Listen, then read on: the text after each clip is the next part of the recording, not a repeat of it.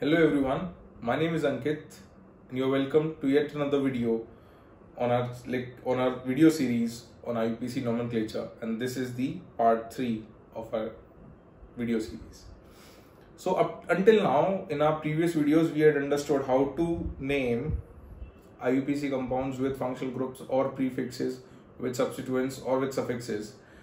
In this video we will try to use functional groups, substituents, and one more new thing that we'll try to do here is use multiple functional groups or multiple substituents, and then we learn how to use these prefixes for the multiple functional groups or prefixes substituents that we are going to have in our compounds. So we'll learn the use of words di, tri and tetra. Di will be used for 2, tri for 3 and tetra for 4. So let's move on without wasting any more time on our first example, which is CCl4. Also, what I've done for you guys is made models for some of the examples that we are going to discuss today. So here you see you have a black carbon at the center and 4 chlorine atoms placed where there used to be hydrogen. So methane looks like this. There are 4 hydrogen atoms represented by white spheres. Instead of methane you have chlorine here, 4 chlorine, and this is CCl4. So let's first name this and then we'll understand what this representation that you see on your screen means. Okay, so let's move ahead. Here you have a single carbon, so the word root will come out to be meth. Since there are no double bonds or triple bonds in this, only single bonds, the primary suffix will be ane. Also, there are 4 chlorine atoms attached to it. So the prefix for chlorine is chloro. As you see in this table, the prefix for chlorine is chloro. But because there are 4 chlorine, so the number of chlorine atoms is 4. So the word that you use for 4 is tetra. The word that you use for 4 is tetra. Now let's name it.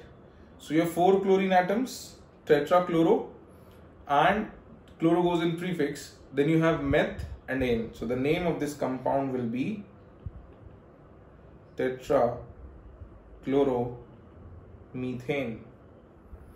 And that's how simple it is to name this compound. Also, now let's understand what this representation means. So as you can see, this is a 3D structure. There are 4 chlorine atoms attached to it. There is a way of representing 3D structures on a 2D plane. What we do is we make this tetrahedral structure, and you can see that 1, 2, 3 atoms are in one plane. Okay, I'll also mark this on the screen. So you have 1 chlorine that's on the top, this chlorine, then you have carbon that's here, and the 3rd chlorine that's on my hand here. These are in one plane. So these 3 are in a single plane. You place these 3 in a single plane. Now when you place these 3 in a single plane, you see that 1 chlorine is in front of you. So the chlorine that is in front of this plane is represented by this wedge. This is a solid wedge. This is called a wedge. So whenever you have a solid wedge here, it means that there is a atom which is protruding out of the plane. Then you have a dash here. Dash means there is a atom attached which is behind the plane. So this was the plane. You had 1 atom in front of the plane, 1 atom behind the plane. So this represents atom in front of the plane, this represents atom behind the plane, and that is how we represent a 3D structure on a 2D plane. Okay. Moving forward, understanding our IUPAC nomenclature further, you have another compound which looks like this. I have a model for this. We'll be looking at this as well again in some time. So let's see. You have how many carbon atoms in this case? You have 4 carbon atoms. 1, 2, 3, 4. You could have numbered it from any side.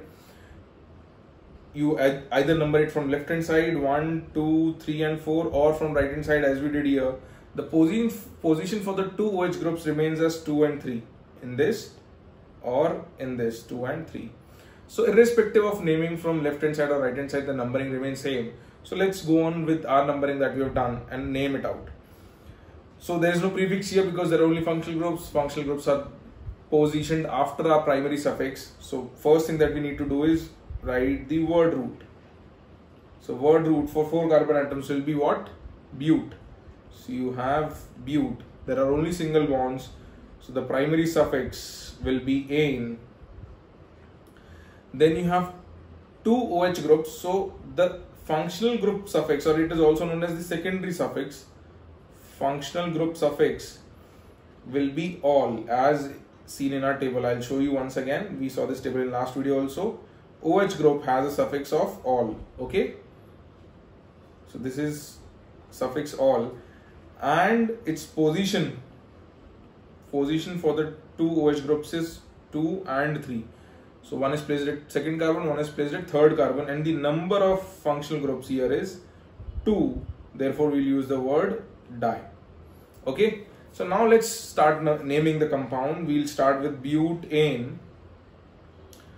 So you have butane. Then you have position of the functional group, which is 2 and 3. So you place 2, 3. You separate the numbers by a comma. Butane 2, 3. And because there are 2 OH groups, you name it as diol. Okay, diol. So this is telling you there are 2 OH. This is telling you the position of OH, and this is telling you on how long carbon chain it is attached. So you have butane 2, 3 diol, and let's look at the model that I've made. You see, here you have 1, 2, 3, 4 carbons, 1, 2, 3, 4 carbons, 3 hydrogen and 3 hydrogen attached to carbon 1 and 4, right? You can see 1, 2, 3, 4. This is our carbon chain, CH3 and CH3, CH3 and CH3. On second and third carbon, you have 1 hydrogen, another hydrogen, you have 1 hydrogen, another hydrogen, and the OH group is attached here. So this is red is oxygen, white is hydrogen, OH and OH group attached. So this is butane 2, 3 diol. Okay, I hope this is clear. Okay, so you will use these structures also later on in your higher classes. So the name for this compound is butane 2, 3 diol. Moving on to our next example. Now let's mix a functional group with a substituent. We saw an example of substituent, more than one. We saw an example of functional group, more than one. Now moving on to another example where you have functional group and substituents both in the same example. So the next case is this. Let's start numbering. The functional group should be given the lowest possible number. Functional group here is aldehyde, CHO is aldehyde group. So let's number it as 1.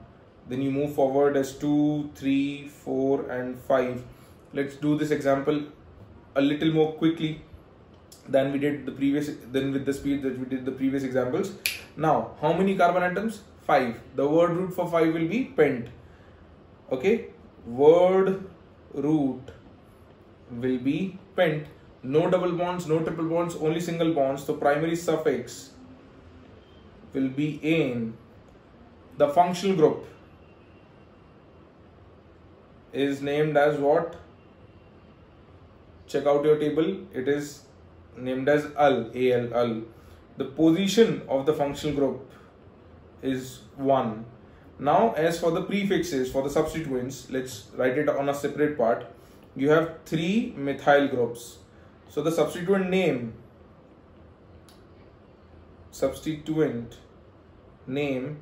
will be methyl. Positions, what are the positions for these substituent groups? You have one at second position, one at third and another at fourth. So you have 2, you have 3 and you have 4. Also you have number of substituents as 3. So the word you will use is tri for these 3. Now substituents are placed first. The prefix has substituents in it. Then your word root, then primary suffix, then functional group. So let's name it out. This gives us prefix. So you have 2, 3 and 4 trimethyl. So this tells you that there are 3 methyl groups which are placed at 2, 3 and 4 positions. 3 methyl groups placed at 2, 3 and 4 positions. In how long of a chain? Word root pent, containing only single bonds, ane. So you have 2, 3, 4 trimethyl pentane, which has one functional group placed at position 1. So pentane 1 al. So this is your name for the compound. You have 2, 3, 4 trimethyl pentanal as the name of this compound.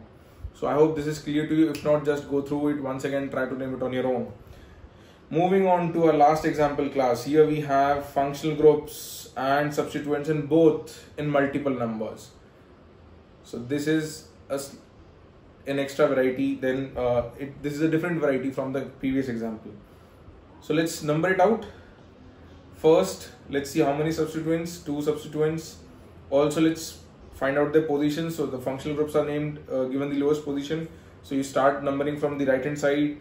You have 1, you have 2, you have 3, 4, 5 and 6 carbon chain. Word root, let's write it out. Word root for 6 carbon chains will be 6 carbon atoms will be hex. Primary suffix will be ane because there are no double or triple bonds. Functional groups, functional group is ol, all.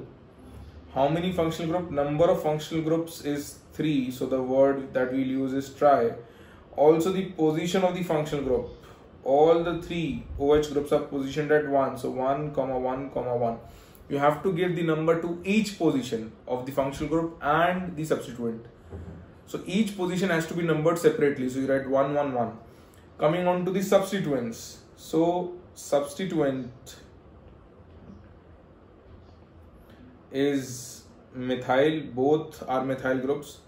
The number is 2, therefore you will use the word di, and the position for both the methyl groups is 3 and 3. So substituents are named first, then the word root, then the primary suffix, then the functional group, and the numbers come in between for the functional group.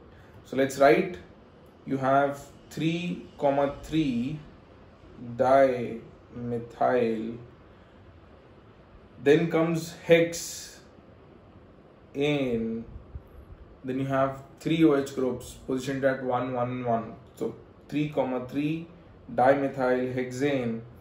Let's place it a little down because we need space to write the name. So you have 3, 3 dimethyl hexane. Then you have 1, 1, 1 triol.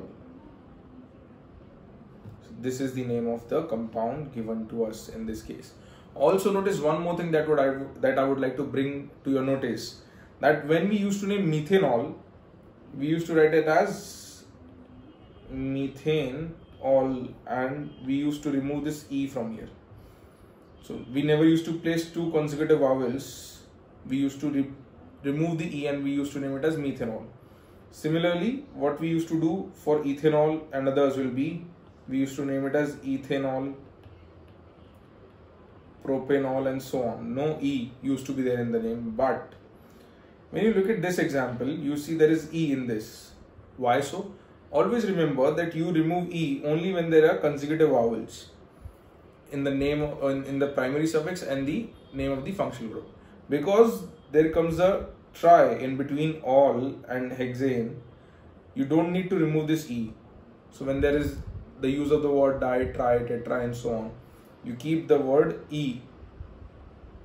You keep the letter E in the name of the primary suffix. So this is what I wanted to discuss in this video, and I think things must be even more clearer to you. You'll be able to name little more complex examples of organic compounds now, using which contain functional groups and substituents in even multiple numbers. So with that, let's end our video. I hope you like it. If you do hit the like button, share it with your friends, and if you have any more suggestions or comments, do let me know in the comment section. Okay guys, thank you so much for your time. See you again. Bye bye. Take care.